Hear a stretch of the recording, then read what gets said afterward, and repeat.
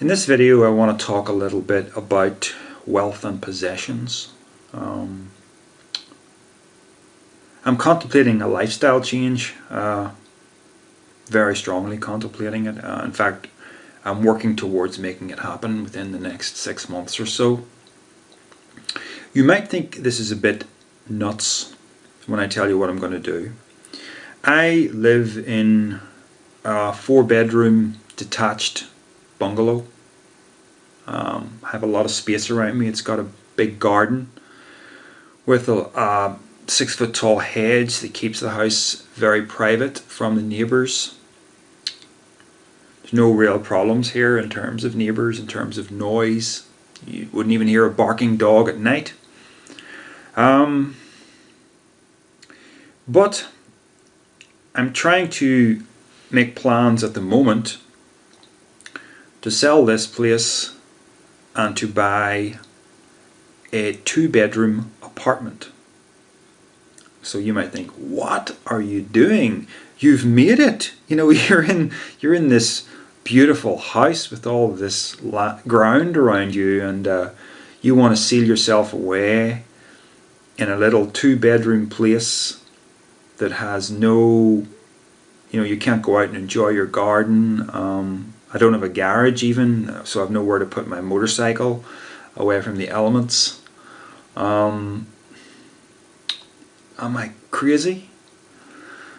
No, because there's another side to the ownership of things that is often overlooked, and that is, in the words of Fight Club, the things you used to own, now they own you. Everything you own, you're responsible for. You grow attachments in your mind to the things that you own, and it's almost as if everything you own becomes an extension of your sense of self. So if someone encroaches upon my property, I feel that very keenly. There's some kind of territorial impulse happens in the mind. I experienced this about a year ago with a neighbour who was putting a fence up and who was encroaching upon my land by about half a foot, and that involved some stress and some tension to get sorted out. Even though I kept telling myself, look Darrell, it really doesn't matter, this isn't going to affect your life one way or the other, my mind just didn't want to seem to listen to that. The mind was just feeling this sense of territoriality that I think was very primal in nature, and it was saying, no, you're in my space, get the hell out. And no amount of spirituality or spiritual thinking was going to overturn that. And I had to just accept, okay, this is the way I actually feel, so what I need to do is just deal with the situation and stop ignoring it. But I just hated the stress that came with that, and the stress was due to the fact that I own this. It's mine. I'm responsible for it. I'm attached to it. So then more stress occurred where, I've been having roofing problems in the last year or so, and, getting water leaking into the living room. And first of all, it was difficult to get anybody to fix it, and then the person that I did get to fix it made it even worse, and then I had to get someone else to fix that problem, and I ended up forking out over £3,000 to get my roofing problems sorted. Now, it wasn't that the other person caused £3,000 of damage. No. The work needed to be done. There was quite a significant amount of work needed to be done, and I think I'm out of the woods now, although I really need a good slap of rain to to test it. But when going through those repairs and trusting someone to fix them, there's all this stress in the mind because I own this place, I'm responsible for it. It's like an extension of my body, almost an extension of my identity. So the thing that I own owns me. It's connected to my sense of well-being. So I came to the conclusion, and I've been thinking about this for quite a while really, that I just have too much stuff, and that includes the clutter in my house and the house itself. I just have too much. And you know, I've always been an awful hoarder and collector of things, and I buy things and I turn them into these little treasures that I'm supposed to keep and maintain, and then if something gets damaged, you go, oh no. You know, it's so ridiculous really, but it's just something that I have difficulty handling, and I can really feel the sense of freedom that I know I would have in simply having less stuff, being responsible for less. You know, it's great in a sense to have a big green lawn, but every year it's just such a drag to cut the lawn, and then to cut the hedge, and you know, I never go out and sit in the lawn and enjoy it. I have no interest whatsoever in gardening. So wouldn't I be better off in a situation where I just didn't have a lawn, didn't have a big boundary to my property? So that's what attracted me to the idea of an apartment. And I just don't need 4 bedrooms. In fact, I wouldn't even need the 2 that's in the apartment I'm looking at. 1 would do. But this one happens to have 2. Also, it's a new building, so there's not really going to be any maintenance hassles for a long time, whereas the house I'm in at the minute is over 50 years old. The thing about it is, you know, you feel when you're going through these stresses, you're sort of thinking, oh, all this spiritual talk that I come out with, I'm such a failure. Look, I can't make it work. I'm so attached to my stuff. I can't put into practice this thing called non-attachment that the Buddhists talk about. And so I think the answer is, you know, if you have trouble being unattached, don't create the attachments in the first place. I mean, I have no problem with certain attachments, like, you know, attachments to, you know, people, for instance. That, you know, bonds do happen between people, and I think that's natural and healthy. But we really do clutter our lives with pointless material goods, don't we? And a lot of it's just we're victims of advertising. We've so much stuff that we just don't need. And so I'm currently in clearing out mode. I gave a ton of clothes away to Goodwill, and I've been on eBay selling a bunch of things that I just never look at. I mean, I have a Fender Stratocaster guitar in my living room that I just never play. Why own that? Why did I even buy that? I thought I could I thought I would get interested in learning to play it, but the passion just wasn't there. It was a bad purchase. And now it's just attached to me as a treasure, as a possession. I can remember when I was actually moving into this house, I was getting everything checked out with the solicitor, and one of the unusual features of this house is that there's a crawl space in the hallway. I have it carpeted over now, but it used to be there was just it used to be just the wooden floorboards, and you could lift off this square, and it was like something out of The Evil Dead, you know, and you could crawl around under the house. But before I had seen what was in there, the solicitor was telling me that the house was just partially built. One corner of the house was just partially built over the top of where the sewer lay. And she was saying that today you wouldn't get permission to build like that, but it was okay in the 1950s. Now, it's not a problem, it's really not. As long as, you know, the sewer doesn't need dug up, it's not a problem.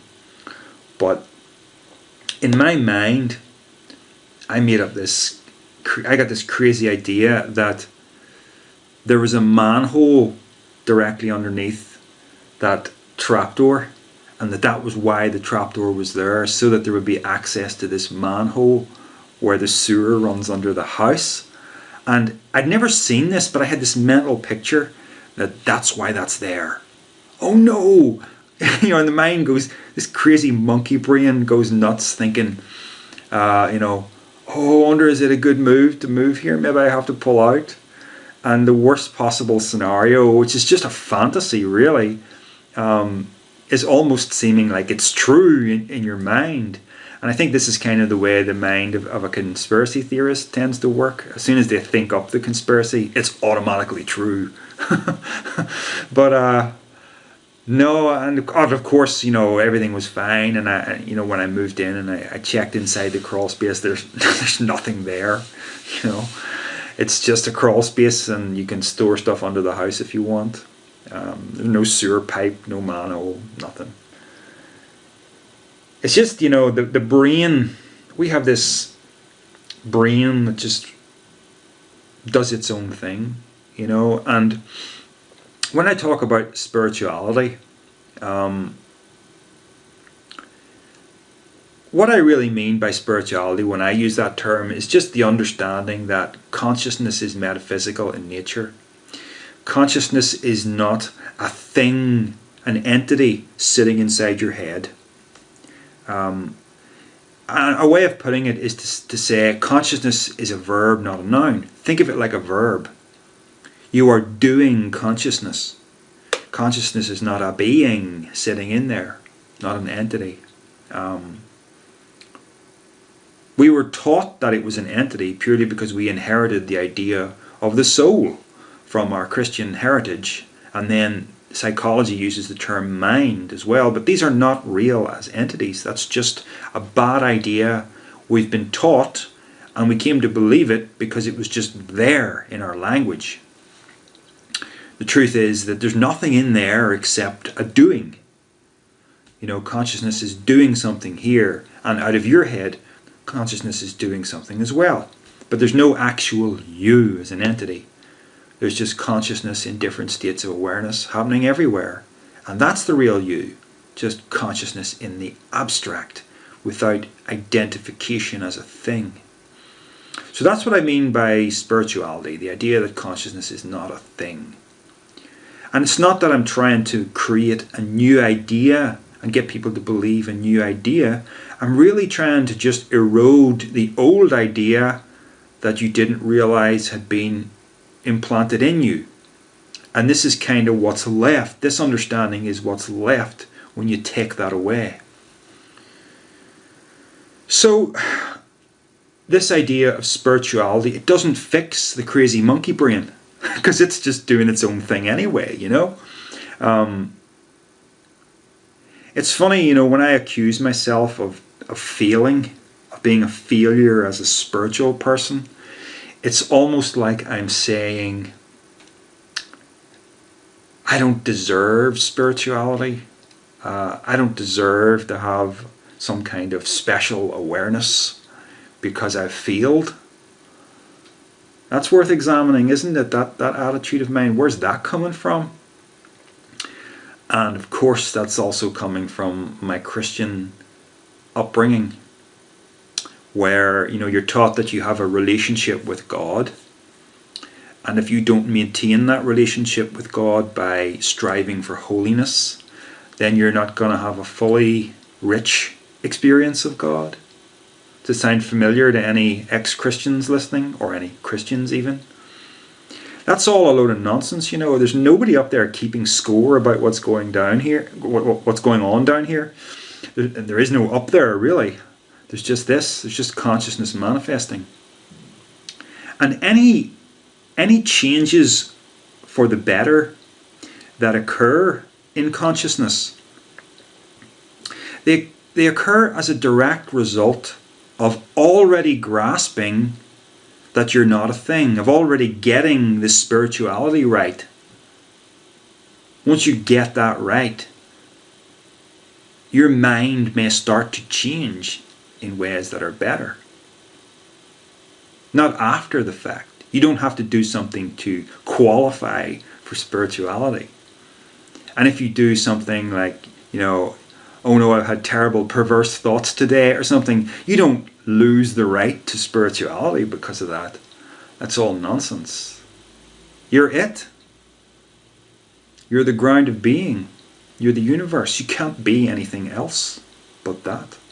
That understanding comes before anything else. But it doesn't seem to be helping me a lot in overcoming my attachment to things. That's what I'm finding out at the moment. And I think it's just my particular cross to bear. I've been listening to a teacher called Paul Hederman recently. Very good. But his particular cross to bear is drugs and alcohol. He can't take alcohol because he would just be on an immediate downward spiral. Whereas I can. It's never been a problem to me to have a drink, and I've always been in control of that. But him, as a spiritual teacher, if I can use that term, he can't touch a drop. He's probably fine with possessions. I'm not. And I know this even back from childhood. I always favoured possessions over experiences. You know, my collection of action figures and my Lego and everything. I was always fiercely attached to my toys and had this tendency to try and keep them perfect. That helped me in adulthood actually, because I ended up selling a whole bunch of things that were worth quite a bit of money as vintage toys. But you know, it's not a good attitude of mine to have, this idea that everything has to be preserved. And then you feel this terrible ache whenever something is scratched or broken, you know?